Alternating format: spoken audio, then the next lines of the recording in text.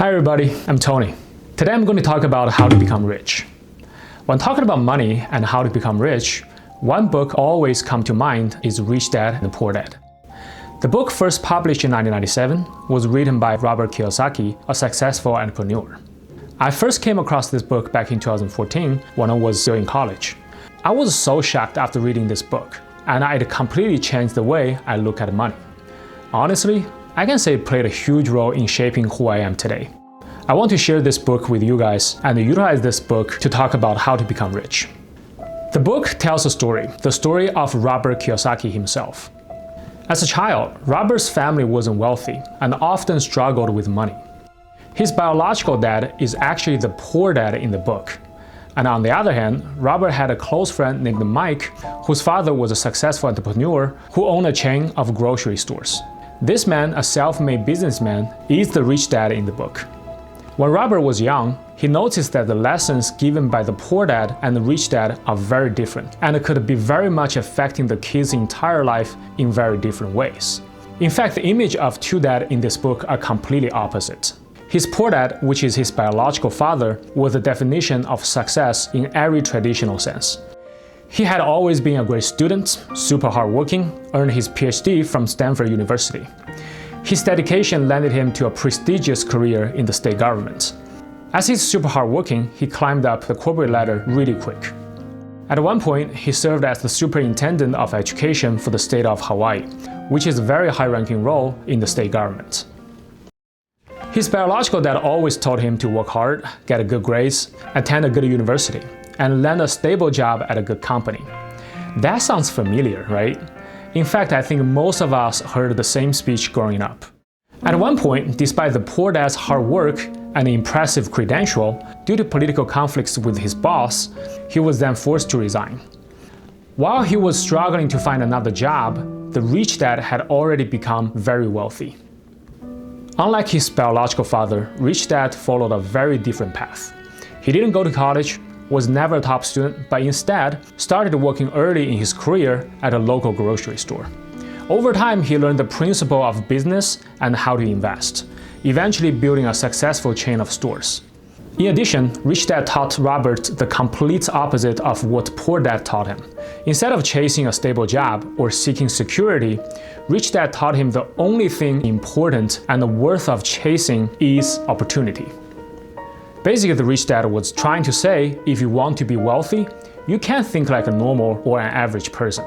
And by the way, every time I tried not to think like a normal person, my parents reminded me with a sleeper to my head. So who is right in this case? Well, one is rich, the other one is poor. So from a financial standpoint, it's clear that rich dad's approach led to wealth.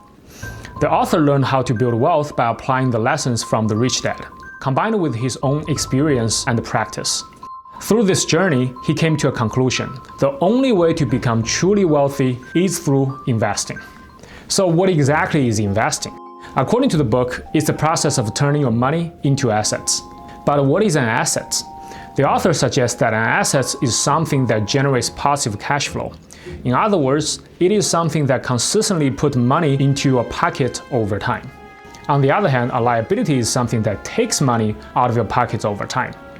A classic example of a liability is a car. When you buy a car, you pay a down payment, followed by a monthly loan payments, insurance costs, maintenance expenses, and the depreciation. It's something that continuously costs you money just to maintain your possession. If you buy a meal from McDonald's, you eat it, and it's gone, that's what the author refers to as an expense. In simple terms, an expense is something you spend money on that is neither an asset nor a liability. From the author's perspective, expenses are slightly better than liabilities because while an expense is a typical one-time cost with no ongoing financial burden, a liability continuously drains money from your wallet. The author argues that most people spend their entire life buying expenses or buying fake assets that are liabilities. Only very few people has the opportunity to acquire real assets. In other words, most people are turning their hard-earned money into garbage. So in author's mind, anything that does not make money for you should be considered as garbage. I think the view is a little extreme. Some expenses are must and some expenses can bring you happiness or self-fulfillment. But I also agree with the authors that from the wealth building perspective, you should definitely avoid acquiring liabilities and expenses. So what are something that we think we bought as assets, but they're actually liabilities? I just mentioned a car is one of them. Many people believe that buying a house is their biggest investment in their life. However, the author argues that a house is in fact a liability because it takes money out of your pocket every month in the form of mortgage payments, property taxes, home insurance, HOA fees, and maintenance costs. So basically, a house creates ongoing expenses and does not generate any income for you, so he classifies it as a liability rather than assets. You may say if you don't buy a house, you still have to pay rent. Rent also drains money out of your pocket every month, is that right? Yes, so the author thinks that it indeed takes your money out of your pocket, but it doesn't trap you in a long-term debt like a mortgage does, so provides flexibilities for you to acquire assets. On the other hand, if the real estate you purchase is used as a long-term rental property, it can be considered as an asset, as long as it generates positive cash flow. So you can try to apply the definition of assets, liabilities, and expenses to your own financial situation to assess how much real assets versus liabilities you have.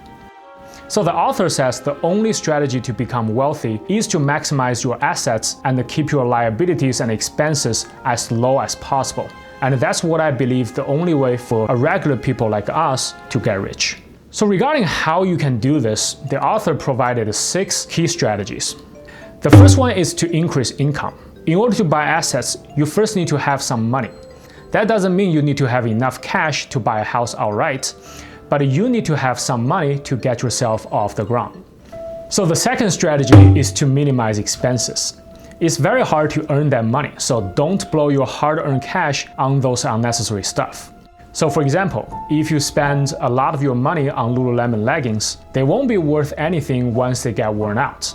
Instead, you should buy some Lululemon stocks, so you're turning the money into assets that will appreciate over time instead of wasting your money on those unnecessary expenses.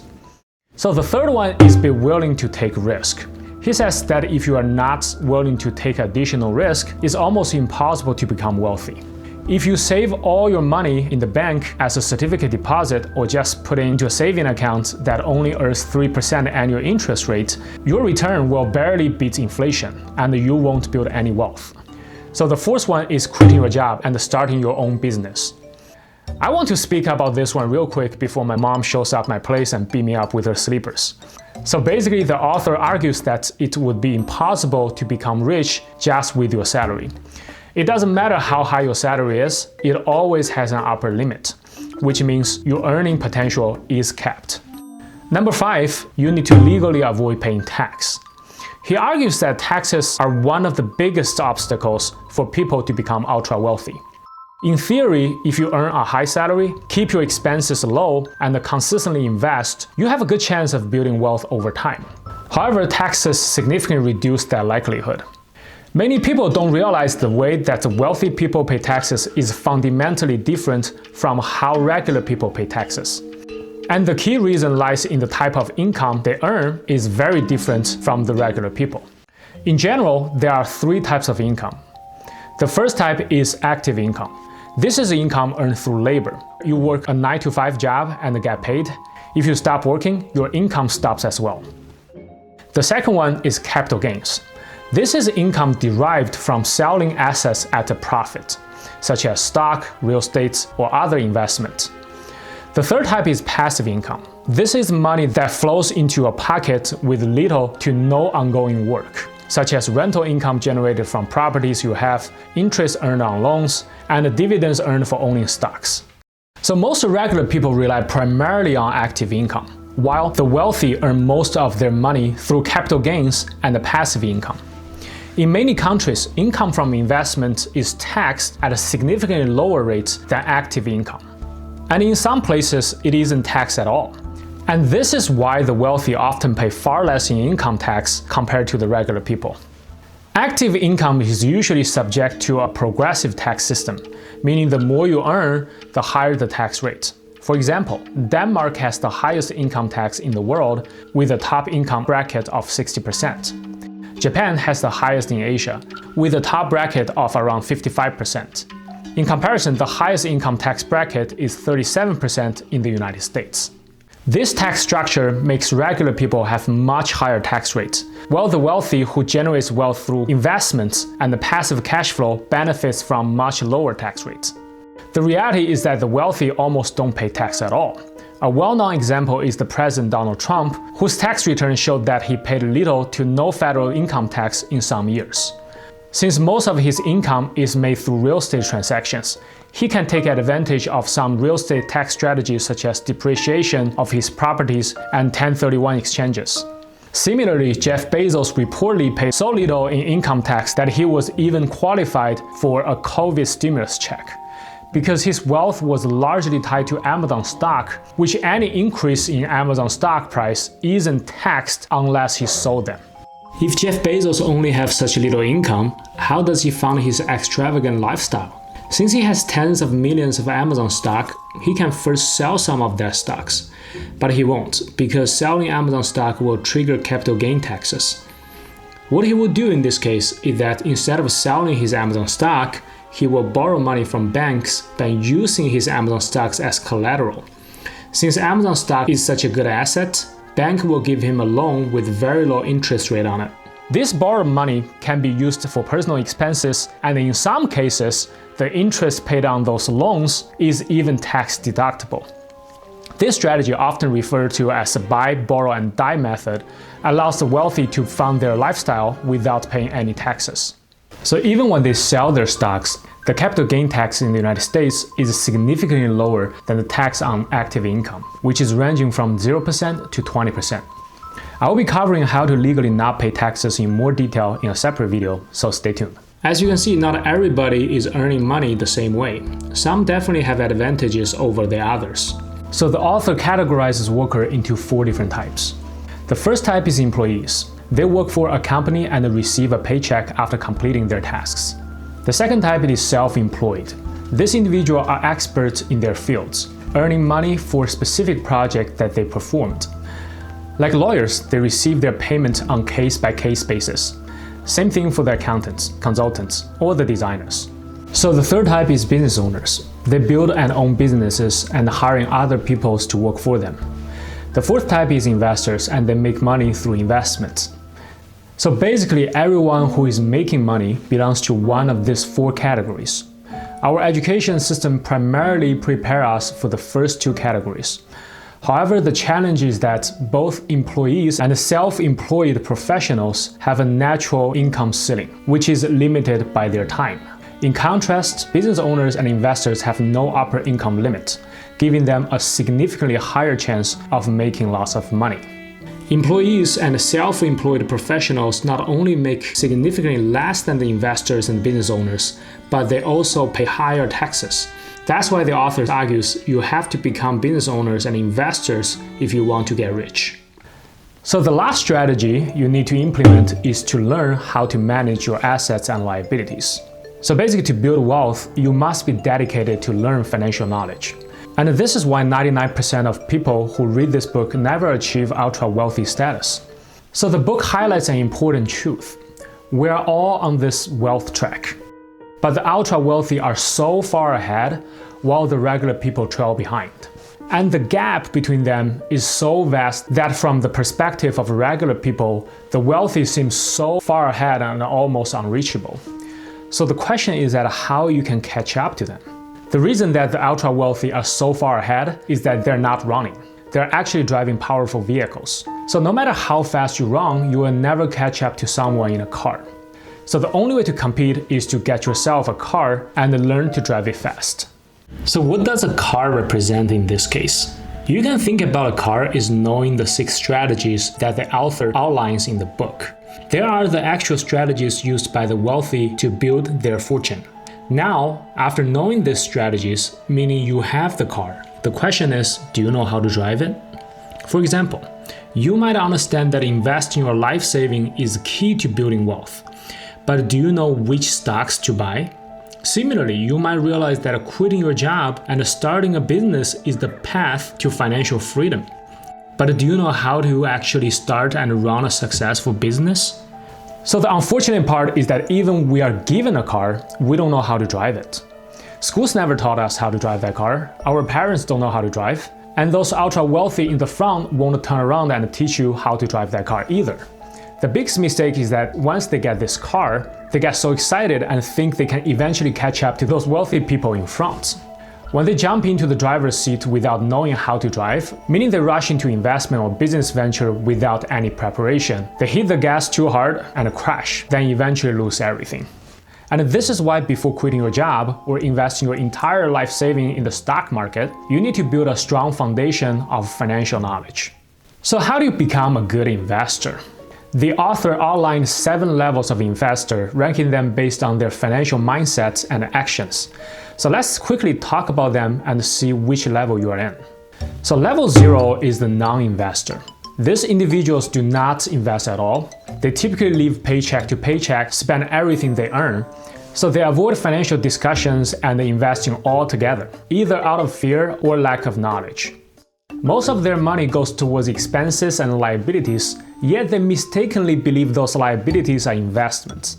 Nearly half of the world's population falls into this category. So level 1 is called borrower. Borrowers often live beyond their means, living on credit card, loans, and other forms of debt to maintain their lifestyle. While some borrowers do invest, they typically have limited funds and a strong desire to get rich quickly.